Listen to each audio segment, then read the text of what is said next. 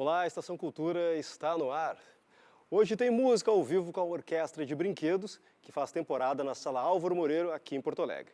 No estúdio, a gente também fala sobre o curta-metragem Exílio.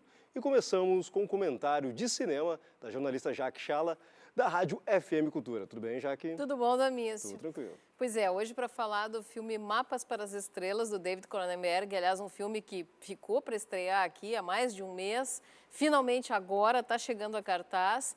É uma overdose de Julianne Moore, temos novamente a Julianne Moore no elenco, e por esse filme, por sinal, ela ganhou um prêmio de atuação lá em Cannes, e é um filme que está sendo descrito como uma sátira, mas eu acho que ele está muito mais próximo de um delírio psicótico perigosamente próximo da realidade. Já estão imagens no ar. E é um filme que fala sobre os bastidores de Hollywood. Na verdade, não é nada novo, só que a maneira do Cronenberg retratar essa gente toda maluca que trabalha em cinema e que trabalha dentro de uma indústria voltada para a massa e que vive desse estilo das estrelas, aí o nome também, o Mapa para as Estrelas. Ele é um mapa nem um pouco turístico, tá, de Hollywood. É um filme que fala sobre relações entre as pessoas, principalmente relações entre pais e filhos. A Julianne Moore é uma atriz que está entrando numa fase de uma certa decadência, tem um problema crônico com a imagem da mãe dela, que ela tem traumas da infância e que ela está tentando fazer uma nova versão de um filme que popularizou a mãe dela. E ela convive com o fantasma da mãe o tempo inteiro. Tem também a Mia Wasikowska, que é uma menina que está entrando nesse sistema, ela vem do interior e tal, ela traz um segredo de passado e ela está relacionada a uma outra família, e a família do John Cusack, que é um desses terapeutas charlatões de estrelas, tá? Ele, por sua vez, é pai de um menino, um jovem astro do cinema, que desde os 9 anos é drogado. Bom, o filme tem loucuras a respeito desses personagens, quer dizer, eles são todos muito neuróticos, todos muito envolvidos com essa questão da fama, da busca incessante pelo reconhecimento das pessoas, e é um filme que tem uma crítica aguda em cima desse sistema. Eu acho assim que ele pode, muita gente chama de sátira porque muitas vezes tu ri, mas é um riso absolutamente amargo. E o pior de tudo é que tudo aquilo que o Cronenberg está retratando ali, que parece tão fantástico, lá pelas tantas tu diz assim, mas eu acho que é assim mesmo. Acho que as coisas realmente são desse jeito. Né? Aquela coisa da fama, da vaidade, do egocentrismo total, tudo aquilo gira em torno desses personagens. O Cronenberg tem essa facilidade de chocar também o espectador. De né? chocar e de ser absolutamente polêmico. Ele não se importa com isso, ele bota o dedo na ferida direto. Aliás, uma coisa curiosa, o Robert Pattinson está no filme também, e nesse filme ele faz o papel de um motorista de limusine. Se a gente for lembrar que o último filme do Cronenberg antes desse foi Metrópolis, em que ele era um investidor do sistema financeiro, ele era um cara que circulava de limusine por Nova York o tempo inteiro, enquanto grandes crises se abalavam em torno dele e ele nem aí. Então, assim, de novo o cara enfiando o dedo na ferida, num tema que não é muito novo, mas ao mesmo tempo de uma forma que pouca gente já teve coragem de fazer. Já que sábado na Trilha na Tela, que temos... Essa semana temos O Sal da Terra, um excelente filme do Wim Wenders e do Juliano Salgado, um filme que eu assisti ontem aqui em Porto Alegre, na cabine, e eu estou ainda estarrecida com as imagens, não só do Wim Wenders, mas com as imagens do próprio Sebastião Salgado, que estão ali retratadas no filme. O filme que concorreu ao Oscar, né, esse ano, e cuja trilha sonora é do Laurent Petitgan, que é um antigo colaborador do Wim Wenders, já fez 8 filmes com ele, era o autor da música do Asas do Desejo e está lá no Sal da Terra. Obrigado, Jaque, pela participação. Eu que agradeço. E agora uma dica de leitura. A psicanalista Ariane Severo autografa hoje o seu livro O Suave Mistério Amoroso na Saraiva do Moinhos Shopping e nossa reportagem conversou com a autora. Destinado especialmente aos interessados nas relações amorosas, a psicanalista investiga no livro as escolhas no amor e as novas configurações de família. As pessoas me procuram, muitos casais que já tiveram um casamento anterior e que têm uma nova relação e a dificuldade que tem com a convivência, por exemplo, com os filhos do casamento anterior.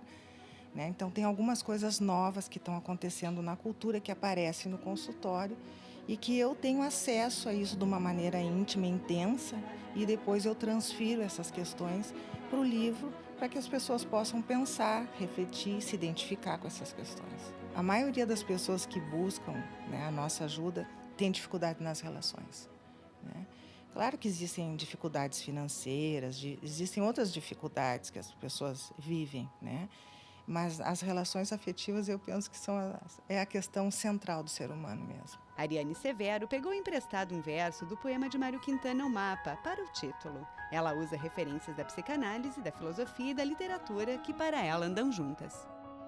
A partir das oficinas de criação literária, eu acho que eu fiquei mais solta para poder misturar conhecimentos da filosofia, que tem muito a ver com psicanálise, e da literatura. Eu descobri que essas as 3 áreas, para mim, hoje, elas não há uma divisão entre essas 3 áreas. E que eu podia escrever um livro que fosse, ao mesmo tempo, para um público aberto, que agradasse os meus colegas escritores e que fosse importante para os meus alunos ou para todos os profissionais da área que se interessassem e quisessem poder refletir ou aprender mais sobre a psicanálise das configurações vinculares. Falo do amor, que eu acredito, né? Que é um amor assim, onde tu não perde a ilusão, onde tu não perde assim o contato assim com mais íntimo com o outro, prestando atenção nos detalhes, na delicadeza, né, com o outro.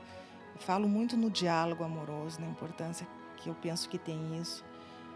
Acho que as relações assim, elas têm muito mais risco hoje em dia. A gente tem que cuidar muito mais.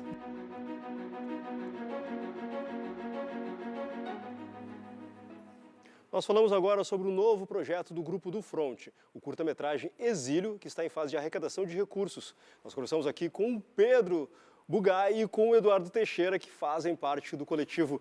Bom, atrás de recursos de uma maneira diferente para cada produção de vocês, né? Nesse caso, é um crowdfunding, ou seja, um financiamento colaborativo, cooperativo, né? Sim, o Exílio ele nasceu, a gente estava querendo fazer o filme de forma independente, sem as vias de editais, né, leis de incentivo, que demoram muito tempo e a gente tem aquela ânsia de produzir, né, curta-metragem, cinema. E o Catarse veio, que é o site que a gente está arrecadando, ele veio como essa fórmula, esse escape, assim. E é um site que já tem vários projetos de cinema, documentários educativos, que já deram muito certo, assim.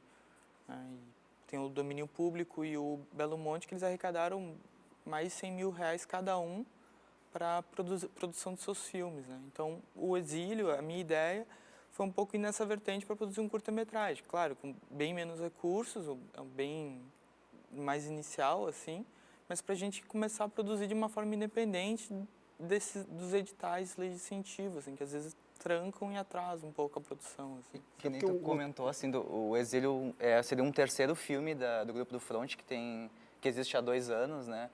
E a gente teve outros filmes no ano passado, que foram O Sono e O Desejo, que cada um teve uma história diferente de captação de recursos, assim. O Sono, por exemplo, ele foi com dinheiro do próprio grupo, né? O Grupo do Fronte, formado por 7 pessoas, entre a gente financiou o filme, assim, e com a ajuda de um familiar e outro.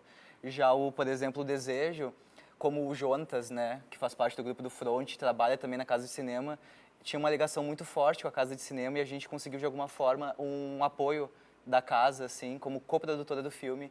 Então, já foi uma maneira diferente de captação de recursos, de ajuda, assim. Então, cada projeto a gente está, de alguma forma, financiando de um jeito ou de outro, assim, para as coisas acontecerem. Assim. O próprio roteiro agora do Exílio também faz com que ele seja talvez um filme, pensando em um filme mais barato, com uma equipe mais reduzida, um número de atores mais reduzido. Queria que tu falasse sobre esse filme que fala um pouco sobre solidão, tipo essa questão do exílio proposital ou não, né? O Exílio ele nasceu, há muito tempo atrás, eu li uma matéria que na Europa algumas pessoas tinham papéis de parede em forma de pessoas, assim, colavam na parede e tinham papéis, assim. E aquilo eu notei, guardei a matéria e eu, com o passar do tempo, estava querendo escrever alguma coisa sobre solidão. E eu achei aquela matéria, assim. E eu li e nasceu a história, né? Que é sobre o Antônio, que ele perdeu a família e mora muito tempo no seu apartamento, não mudou nada do apartamento onde tinha família, e ele tem a companhia da sua televisão. Então ele assiste a TV o tempo todo, sabe notícias do mundo, tem todos os sentimentos, o amor, ele vê através da TV, a tristeza, tudo ele vê através da TV, mas ele não presencia o entorno dele, né? Então, a TV um pouco ela vai fazer a ligação do como a tecnologia de hoje em dia ela ajuda e anestesia alguns sentimentos nossos, né? A saudade, através do, sei lá, algum aplicativo, algum programa, tu consegue contactar um familiar muito distante, então diminui o sentimento de saudade daquele familiar. Mas algumas coisas eu acho, né, prejudica, assim, na forma da solidão um pouco é isso, assim. Bom, em termos de projeto para vocês, assim, você tem agora essa primeira etapa, que é a buscar recursos, mas vocês já estão trabalhando com uma previsão assim, de quando vocês conseguem colocar esse filme tipo, já no circuito? O sonho e o desejo eles estão entrando agora no circuito, né, de festivais, né? Em breve a gente quer colocar ele, fazer o primeiro circuito de festivais, que alguns festivais no Brasil e no exterior eles não aceitam estar na internet, porque os festivais querem o ineditismo. Então, a gente vai fazer esse circuito, acho que em 6 meses deve estar no YouTube mesmo, posteriormente. Aí tem que ver cada um com o diretor, né? E o Exílio mesmo, ele deve entrar no segundo semestre no circuito. Eu, particularmente, desejo, se não atrasar nenhuma coisa da produção nem nada. Então, eu acho que no segundo semestre eu começo o circuito dele, assim. Bom, sendo do Front um coletivo de realizadores, então tem vários diretores e vocês já têm essa afinidade desde a época da faculdade, né? A gente tem um curta que a gente pode ilustrar aí, que é o... Quem é Rogério Carlos, que já foi um primeiro trabalho de vocês, tipo, buscando afinidades de produção, né? Sim. Quem é Rogério Carlos, como... O grupo, todo mundo se conheceu na faculdade, assim. Os professores sempre falavam que fazer cinema é um pouco de ter amigos em volta, assim. Então, a gente era um grupo na faculdade, sempre andava junto. Aí, quando terminou a faculdade, a gente pensou, vamos fazer o quê? Vamos continuar junto, né? Então, a gente montou o grupo para dar um pouco de continuidade. A gente se reúne uma vez por semana, cada um com seus roteiros, cada um opina, muda, um entra no roteiro. É um processo um pouco meio caótico, assim, porque cada um vai falando e dando palpite. O Exílio passou por esse processo, os 3 curtas passaram por esse processo, e quando a gente fala, não, agora a gente vai filmar ele, então a gente decide como a gente vai produzir, né? Então, cada um tem uma experiência em várias áreas, né? Eu um pouco na direção, roteiro e produção executiva, o Edu na direção de produção e direção, o Alex na animação, o Hit, roteiro mais estilo de horror. Cada um tem uma particularidade do grupo, assim, eu acho que isso que é bacana. E até porque o Rogério teve vários da gente, do grupo mesmo. Sim. O grupo saiu depois da faculdade, né? Mas o Rogério, por exemplo, teve vários, né?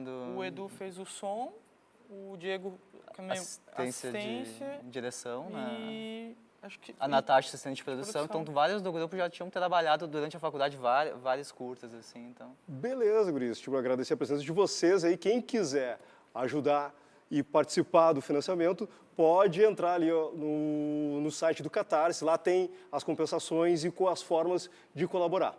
Valeu, parabéns. Boa sorte para vocês no projeto. Aí, certo? Obrigado. E agora a gente vai para as dicas da nossa agenda cultural.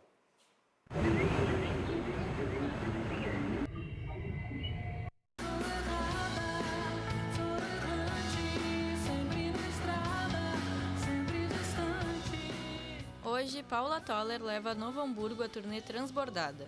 É o 4º disco da carreira solo da cantora. A apresentação contará com os sucessos da carreira solo e também do Kid Abelha.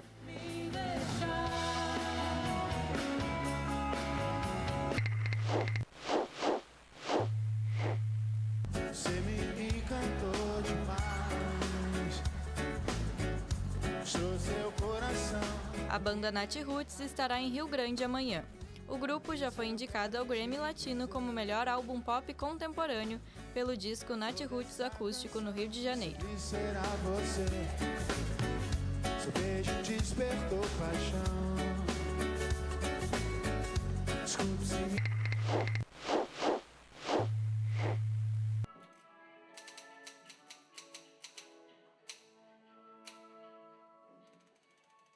E a última apresentação de Bukowski, Histórias da Vida Subterrânea, acontece neste domingo em Porto Alegre.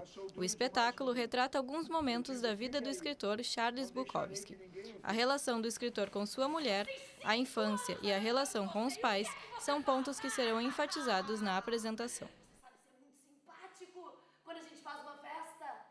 Ai, Estação Cultura vai para um rápido intervalo e já volta.